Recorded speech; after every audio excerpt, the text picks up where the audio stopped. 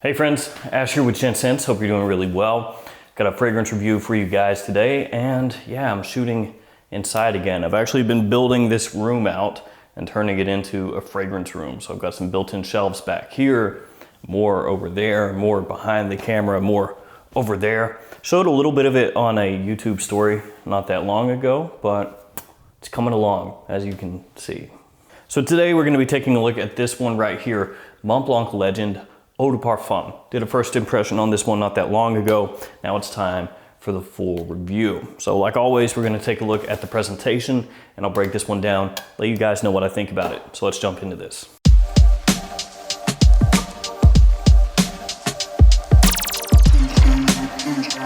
First up, let's check out this presentation. On the box, you have the name of the house, name of the fragrance, size and concentration, all right there on the front. You have the Montblanc logo on top of the box. On the bottom of the box, you have your batch code and your ingredients. Batch code here, 04K33K178. Pretty long. And then the bottle. So this one is a little bit different from some of the others in the Montblanc Legend line. The bottle shape and everything is the exact same. But on this one, you'll notice that it has this black paint on the inside of the bottle. So the glass itself is actually clear, and then you have black paint on the inside. And that's a little bit similar to some other bottles out there like Narciso Rodriguez for him, the Eau de Toilette. That one has a similar kind of thing going on. On the cap, you have Montblanc written in gold. And then on the bottom, you have a sticker with your batch code. I'll go ahead and waste a spray for you guys here. Here we go. So there's your presentation for Montblanc Legend Eau de Parfum. Now let's go ahead and talk about the fragrance a little bit. Montblanc Legend, the Eau de Toilette, is really well known for being a good bang for your buck fragrance, a good cheapy fragrance, a good beginner fragrance. It does all of those things. And when I say that, I'm talking about the price that you can pick it up for from discounters. At retail, obviously, it's not gonna be much of a cheapie. But from discounters, you can pick up Legend Eau de Toilette and really most fragrances in the Legend line for a really affordable price. And the original Legend Eau de Toilette has a similarity, a strong similarity to Abercrombie & Fitch Fierce. Fierce is a fragrance that's been really popular ever since it came out. Big compliment pulling fragrance, very versatile. So where Legend Eau de Toilette has that similarity to Abercrombie & Fitch Fierce, but at a lower price, people have gone to it over and over the years, and it's become very popular. Then you have some of the other flankers, Legend Spirit, for example, that smells similar to Paco Rabanne Invictus Aqua, but again, lower price. That one's very popular. Actually, Legend Intense, which is now discontinued, was a fantastic flanker, but that one is pretty hard to find now. And that brings us to this one, Legend Eau de Parfum. And really 2020 has been the year of the fragrance Eau de Parfum flanker, or at least that's how it comes across to me. There have been more Eau de Parfum flankers of other releases this year than I can think of over the past 10. Now I could be wrong, but it seems like that's the case. So we have all of these releases over here that are Eau de Parfum releases that came out this year. So flankers of an Eau de Toilette. And now we have Legend Eau de Parfum, continuing that trend. So what you'll see most often, and especially this year, is that brands will make an Eau de Parfum flanker and it will be similar to the Eau de Toilette. It's just usually a little deeper, a little richer, sometimes a little more grown up. So they'll take that DNA, that familiar smell that people really love, and they'll just give it a little twist. They'll tweak it here, tweak it there. It's not usually a flanker that's going to be a complete redo where you're not gonna recognize it. Now that has happened. It has happened in the past where you'll have an Eau de Parfum that comes out and you're like, well, that's not that close to the original. But especially this year, Eau de Parfum releases have been pretty close. Now let's finally talk about how this one smells. It does have a simplified note breakdown. So if you look at the note breakdown of the Eau de Parfum, it does not have as much up on there as the Eau de Toilette does. So that may lead you to believe that this is a simplified fragrance, that maybe it doesn't smell as complex as the original, but that's not really the case. Especially nowadays, fragrance companies are going more toward simplistic note breakdowns where they don't have a whole bunch of stuff listed.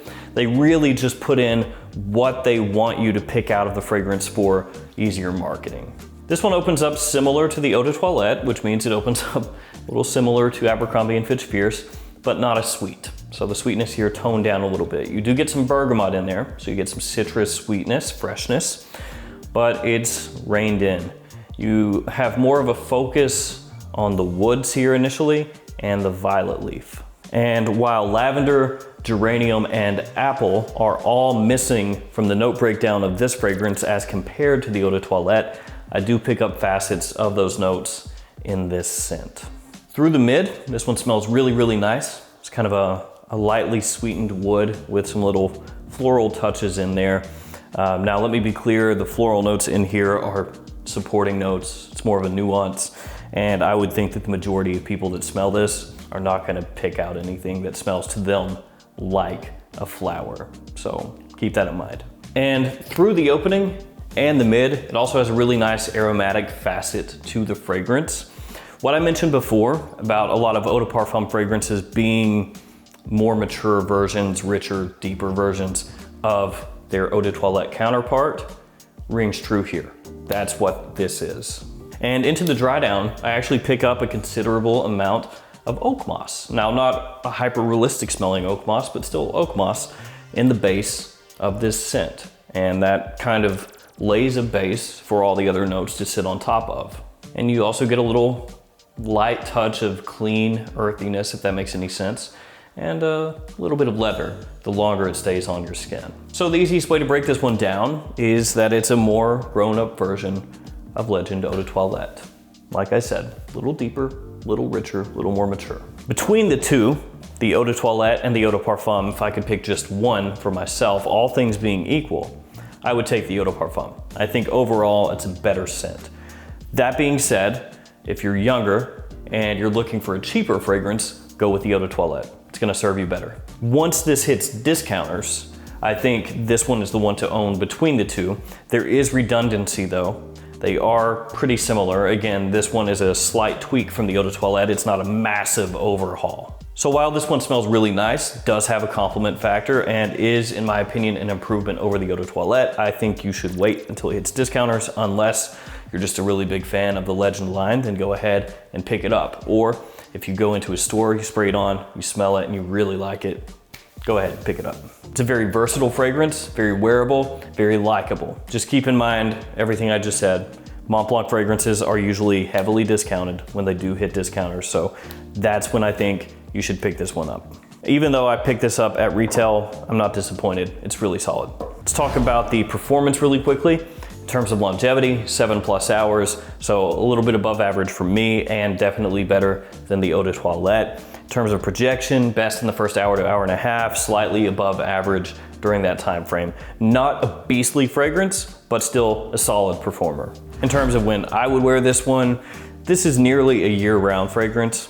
I mean, I think you could pull this off in winter and summer. It's probably better suited for spring and fall, but I think that you could pull this off in winter because it does have a good amount of depth, a good amount of richness, but it's not so heavy that in summer it's gonna just choke people out. So really, nearly year-round here. And in terms of day or night, I think either one, really. You could wear this casually.